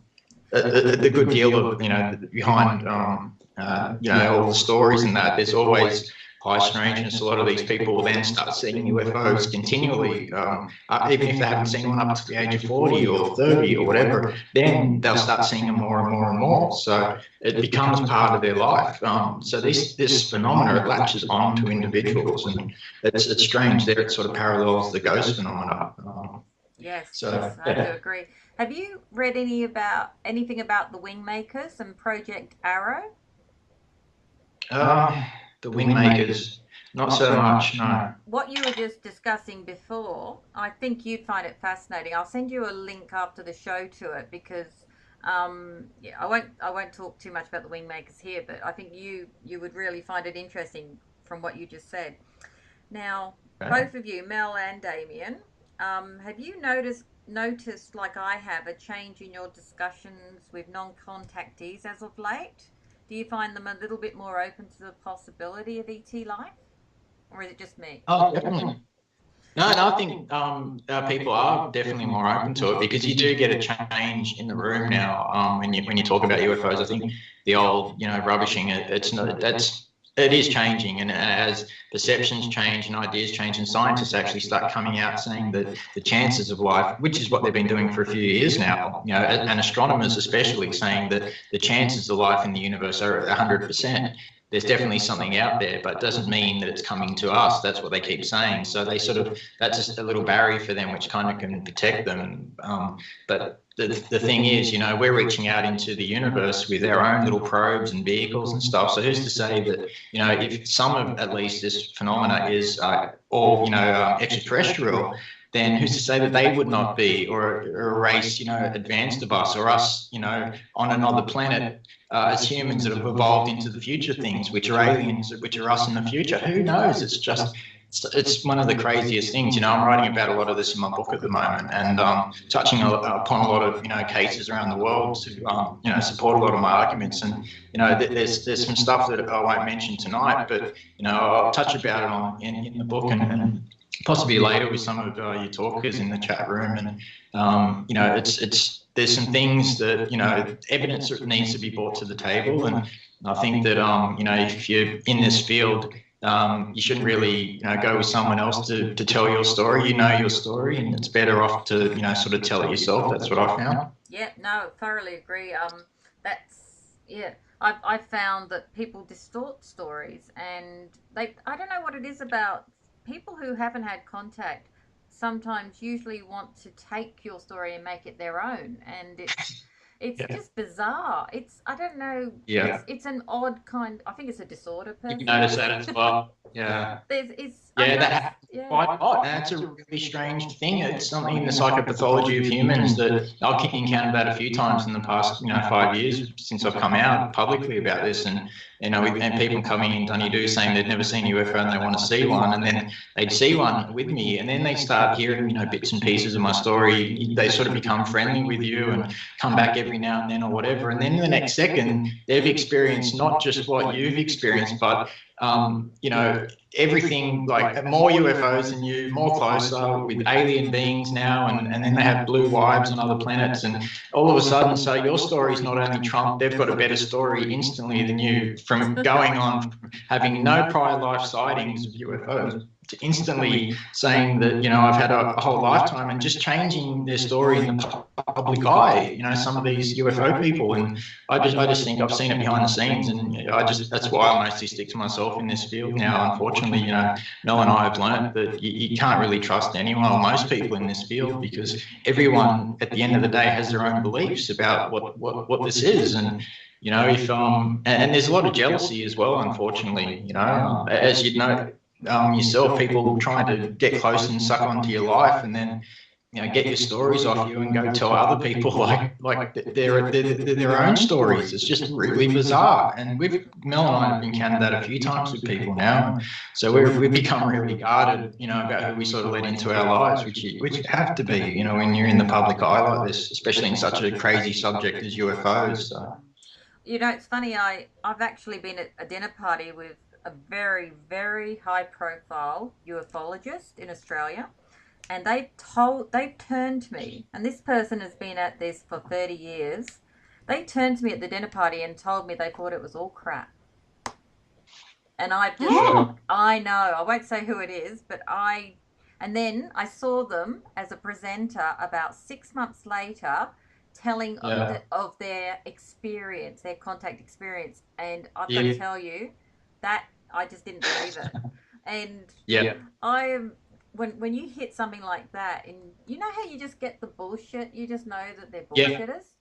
You've got to be a good liar, you've got to have a good memory. And what I've noticed is with a lot of people who come about these claims, especially people that you meet yourself behind the scenes, and then all of a sudden they're in the public eye claiming all these things to UFO groups, trying to beat your story. You've got to look at their story from the start, and they've got to, if you're a police officer and you're investigating a crime, then, because we have a lot of people telling the stories, and you can sort of now work out which ones are real, who's trying to get, fame, or who can think that, that they're going to tell me that they're special and that I'll get them famous or something. You can just sort of see it from a mile away now. And so it's been a really good lesson about, humans and about what we're capable of, and the mind as well, and how the mind works, and popularity. And it seems that because of the internet, we're in an era where everyone can be famous by putting a YouTube video up, and everyone wants to be famous, and there's trolls, and there's all these other issues that are carrying on from the internet into society, which has impregnated society's thoughts and beliefs, and it will change a lot of things. The internet, it already has. It's incredible. But like I said, it can be a thing for the good, and it also can be a tool for evil in a way. People use it for trolling and there's so many different people out in this field who are attracted to it. It's just phenomenal. Mel knows. She's met quite a few of them now. And look, you got to keep your story straight. If you're a police officer investigating someone's story, and they keep changing it every 2 months or every week, or tell people different versions of it, you got to start to wonder, what's going on. And I found that, unfortunately, with some big names here in Australia and overseas, and there's a lot of jealousy, like big names who are at conferences that you're at, trying to tell you when you're before you get up on stage with them for a panel discussion that, you should not talk that much. And if you do talk that much, I'll give you a kick in the shins, and try and intimidate you and stuff like that. And I just think that's ridiculous, And then these people claim no interest in UFOs per se, in the actual, and they think, they're just lights in the sky. They're interested in other topics in the phenomena. That's fine. But these people get approached as UFO experts by journalists and stuff when they really don't care about the UFO phenomena. And the UFO phenomena is the unidentified flying objects, which is what we're trying to convince people exist. But it seems a lot of people want to jump the gun and convince the whole world that, oh no, we already know that UFOs exist, so now you've got to accept hybrid mothers and hybrid this, and that they're all coming from the Pleiadian, or they're all coming from here and there, and all this sort of stuff. And so there's a lot of stuff crammed down your throat on the internet. You just got to sift through, what feels right to you. I guess you'll run with, at the end of the day, according to your own experiences and your own, your background or your religion or whatever. So you'll mold your perception of this phenomena to your own current understanding of life and everything. So where you're at, basically. Yeah, it's as I said, it's staggering sometimes. The things people tell me, and I know I must have one of those faces, but they all seem to like to purge to me, and sure. And it's actually been a bit soul destroying, to be honest. I'd go as far to say as if you've spent like a couple of hours talking to somebody about your own experiences and you thought they're on the same train as you are, and then suddenly they turn around and say, well, it's all in your mind, or, it's all like crap. You kind of have to kind of think, what are you doing? What do you actually get out of this? And that's happened to me with two very big names, one Australian and one overseas. And both times I've just thought, why? What are you even doing? Is it just it purely comes down to, in my opinion, they want to make a name for themselves. Exactly. They really don't give a shit about, and you'll find that most people like you and I, we just want to share our message. We just want to spread the message or get the information out, the personal experiences out there. But you next time when you're talking to somebody and they claim to be a ufologist or interested in the field, just ask them exactly what kind of sightings they've had or contact they've had, and the ones that have actually seen. Yeah, exactly. I just find it it's soul destroying sometimes, and I just wish people like that weren't involved. But some of these guys have been there for like 30 years, and you think, how can you have still done have something? that attitude? Yeah.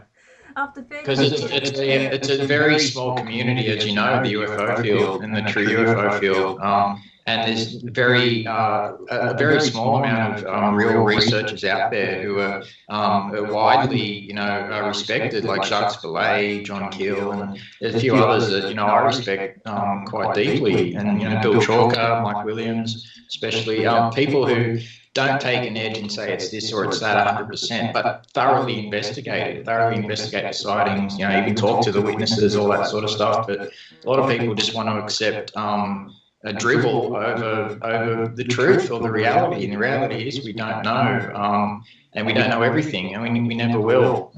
We may never know, so you just got to prepare yourself for that in life. And, I've prepared myself, and but for me, it would be a great thing if I somehow knew. But would that make it easier for me? I'm not trying to make a name for myself or get famous at all. This has brought me no fame. I've made no money from this except for a few presentations I've done. I've done weeks of work putting together these presentations and for $100.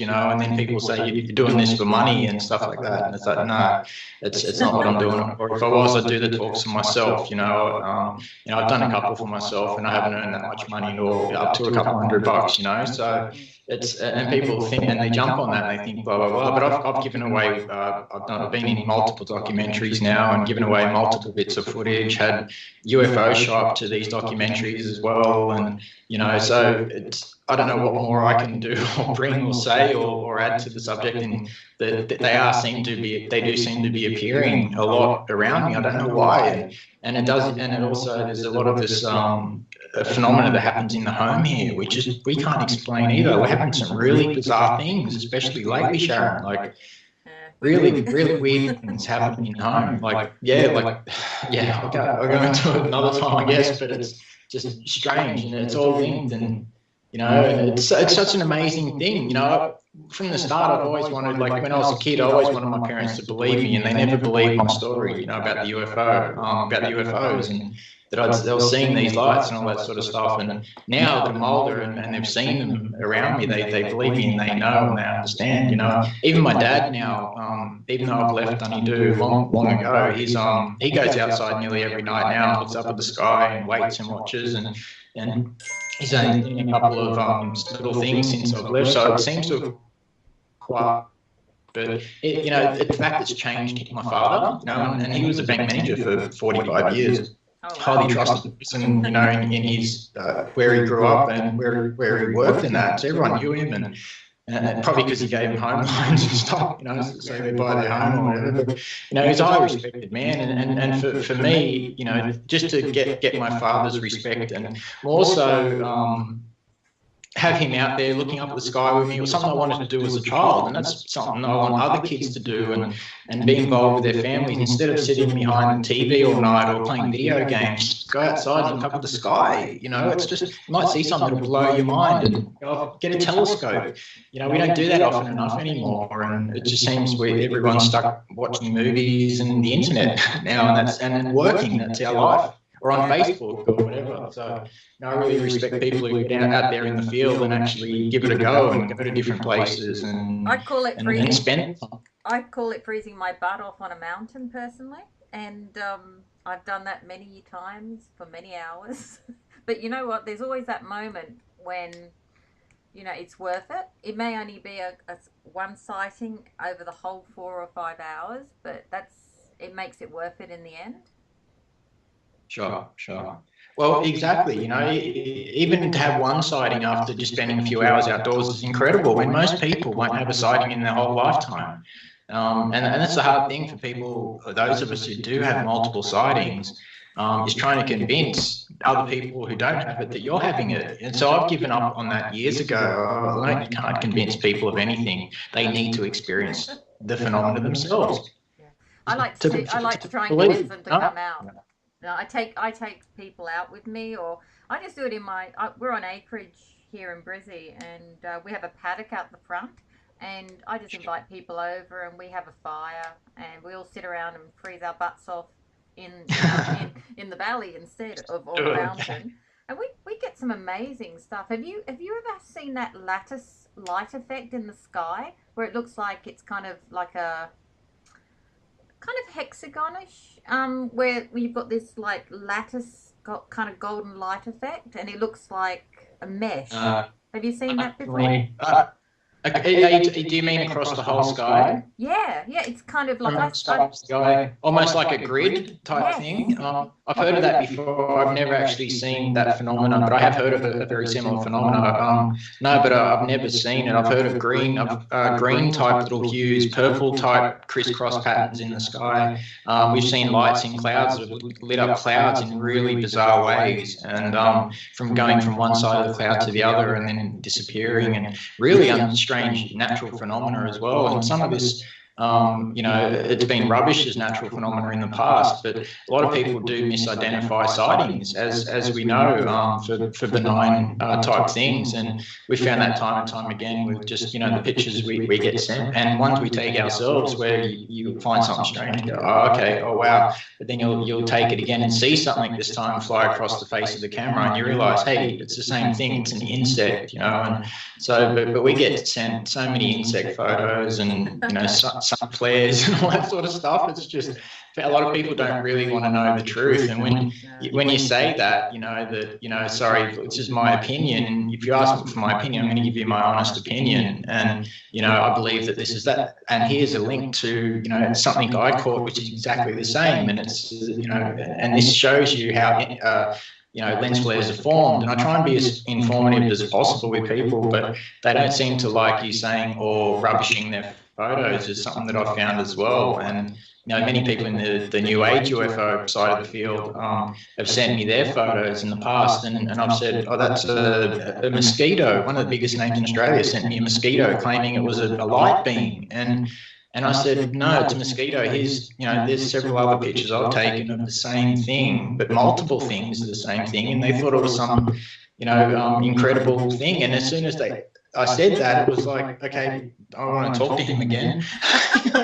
It's like, you can't win. And But what I try, a lot of people think I'm from the government, and I've sort of infiltrated this field, and I've been attacked for this recently, and also before I left Facebook, I was trying to show misidentification, so to make people who want to get into it, give them a sort of like a guideline and like a frame of reference to show what things can look like, you know, under certain circumstances, so people don't run around showing everyone pictures of insects, claiming they're this or that and all that, you know, so it's sort of to try and help clear up the UFO field a bit of misunderstanding, and because of that, a lot of people who do capture these things and that are the big sort of names and are claiming that they're this or that, they still run with that, and they don't want to know that you think it's this or that. They've already got set in their mind 100% that it's something bizarre, even if they didn't see it at the time and it just appeared on the camera. You know, you can't win with most people, I've found. And you know, I've gotten some horrified looks when I've told people face to face at conferences, you know, when they've come to show me these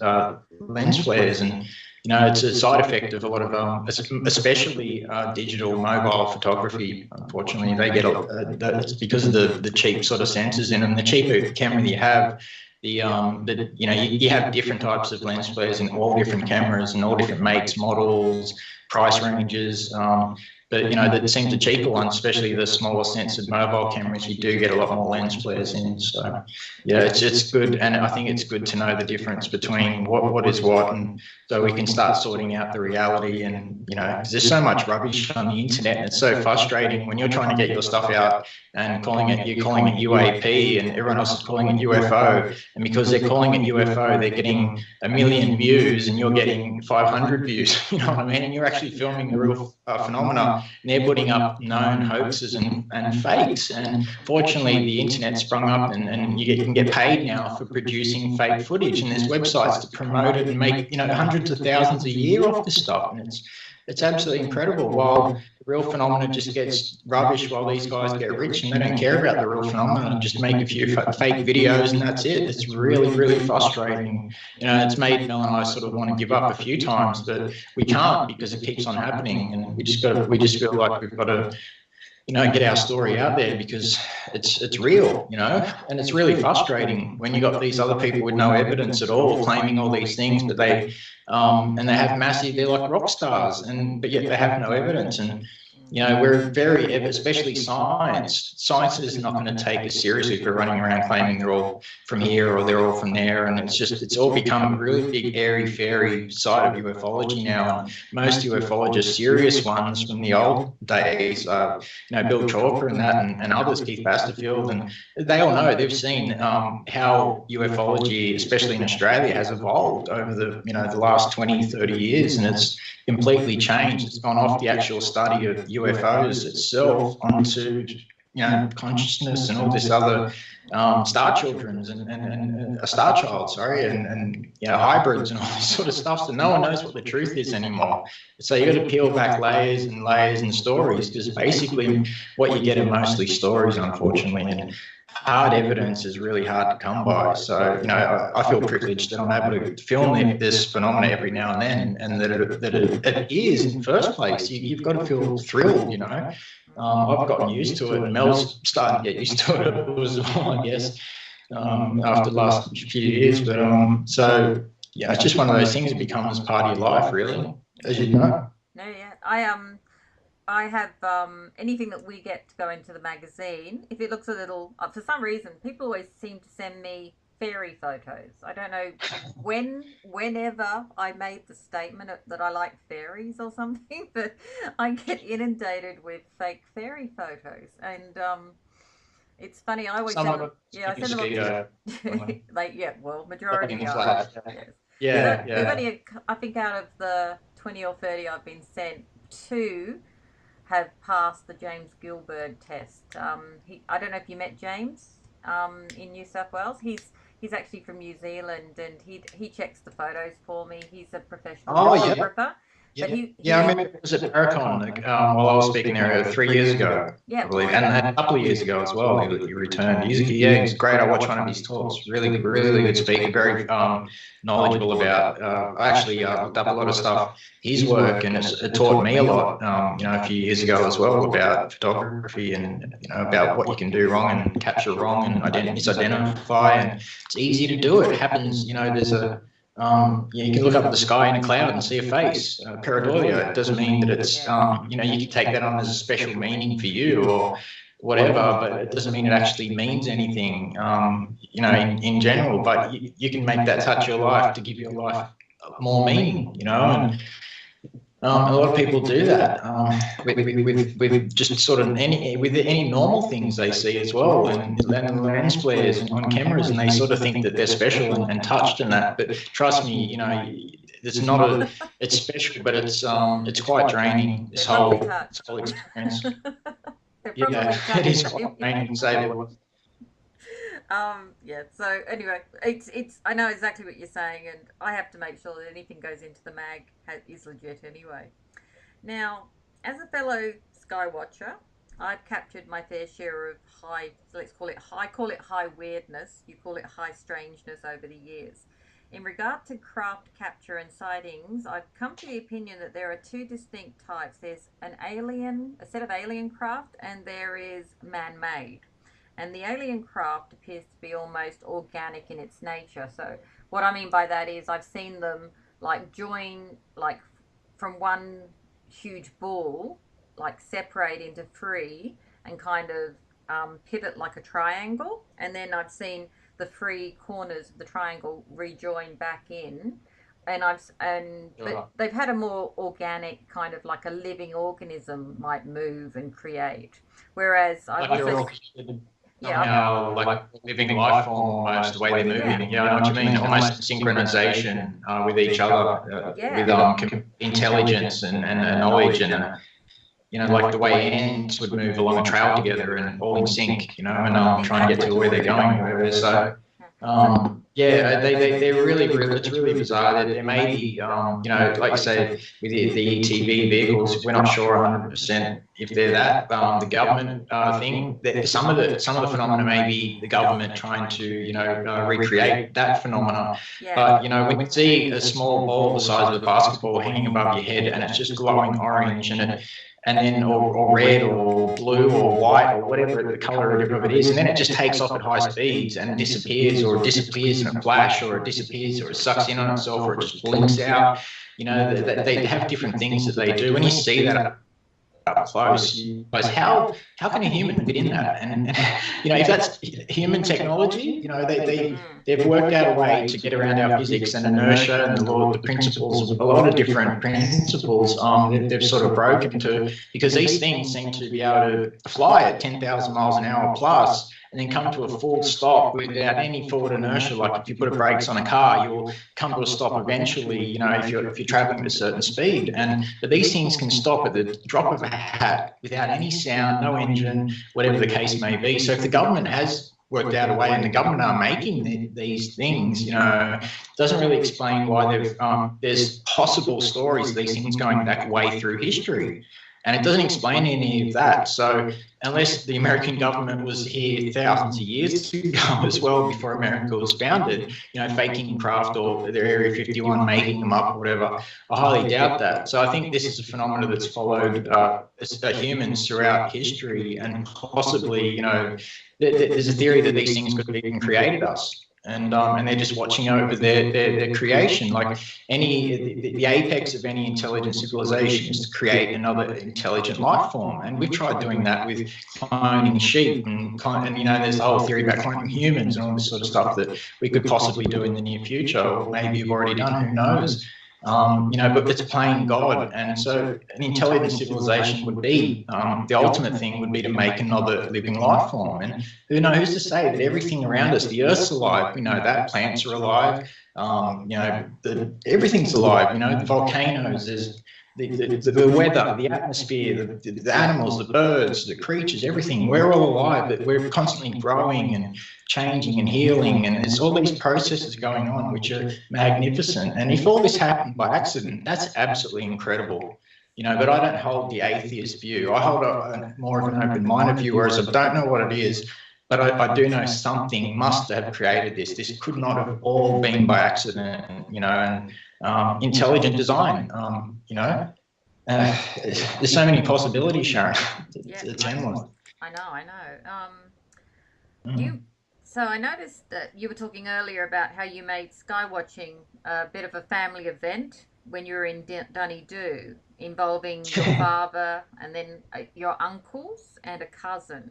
How did they all react to the first contact after you had for so long been discussing it? I mean, when I read the article, I remember thinking to myself, I would have loved to see their faces. Yeah. Well, how did they actually kind of come to? Did they? You just tell me, because I can't. I can imagine the facial expressions. So I'd love to hear your take on it. Just the first one was my father, and he started when he started seeing him. You know, just the attitude had changed him completely. You know, the look on his face was, oh my God, I've seen that look before in people's faces. So it kind of made me laugh a bit. You know, oh my God, what is that? And they try and think in their mind, oh, could it be this or could it be that? And you go for the reasonable explanations first in your own head before you sort of come to, okay, no, it couldn't be that. So it must be something really bizarre. Like, or a lot of people go to Alien or ET Craft or whatever.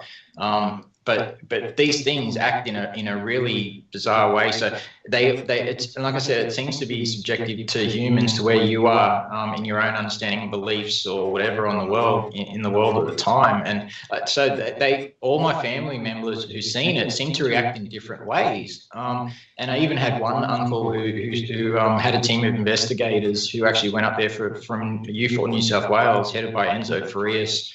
And they saw a UFO flying low over the house as soon as they rocked up to the house and pulled up out the front, so a lot of people have seen these things, but it's the family that sort of really, especially with my cousin, she actually came over. We told her to come over one night and see these things with herself. Eventually she came over after a few beers, unfortunately. So she was a little bit, lightheaded and just kept on talking. And we're like, there's one. And she's like, oh, and she's looking up and, oh, that's what, oh my God. And she's watching it change directions and all do all these things. And she's like, and then she just kept talking to us like it didn't happen. So we're just like, look at the thing, it's still there. And she's like, oh yeah, but I didn't tell you last week that I went to work and such and such. And then the next day we called her up and like, oh, you remember last night? She's like, oh yeah. I'm like, oh no, don't tell me you didn't remember. She remembered the event and the light, but it didn't seem to affect her in like, oh my God, that's mind-stopping. And maybe because she was under the influence at the time and she'd had 3 or 4 beers, I have no idea. But that's what a lot of people seem to do in Dunedoo, have a few beers and relax. Small country town, I guess. So, but one of my uncles, he came over the following day after having a UFO stop over his head, when a torch was shown on it, and it was seen by several people, investigators who were camped out on his farm just outside of town. And this light stopped, and it had multicolored lights on it, and they all turned off when a torch was shown on it. I've seen this phenomenon as well with lasers, when you shine lasers around these things, and they seem to interact sometimes. Sometimes they'll flash back at you, and that's really strange as well that they do that. So I've seen that a few times. Yeah, it's sort of like an acknowledgement that, hey, how you doing, sort of thing, and we're saying we know you're here. And I had a really good sighting of that with a UFO group a few years ago in Taree, where a group came up from our Tugger Lakes UFO group with Joanne Kander. She brought a few people up. I think it was about maybe 11, 12 people. It was only a small group, and we went out to a lookout and. Most of the night, we didn't really see anything. A couple of meteorites, a couple, comets or whatever the case may be, just shooting stars and nothing special. And so it was about 12:30 a.m., something like that. And we decided to sort of call it a night. There was a few people who wanted to go home and a lot of older people in the crowd who wanted to go to bed and go to sleep. And there was actually a doctor whose wife, he had no interest in UFOs at all. And his wife had dragged him up there to, come and have his first UFO watch. And by 12 o'clock, you could tell he was clearly bored. He didn't believe in it. He wanted to go home. So he was sitting in his car with his head on the steering wheel, So I was just sort of like, okay, we better call this an end, I don't think we're going to see anything. There's people who want to go home. They don't want to be here. And next second, I've shown the torch up in the sky. Someone asked me, Shane McClay, a ufologist from Taree, he said to me, do you think they're up there? And I said, yeah, they're definitely up there. Watch this. And I had a high-powered laser at the time. I pointed up at the sky, random place, absolutely random. This is over the dam, and pressed the button, and we got instant, massive purple straight back at it. And about 40 minutes later, it was reported in the news the very next morning. People now. Damien, I think we're wrapping up. Sheila, is it over to you? That's the end for us. Thank you, Damien. Thank you, Melissa. Thank you again, Sharon Ann. My pleasure. And We'll I'll be have to back have again Damien back, I think. next week.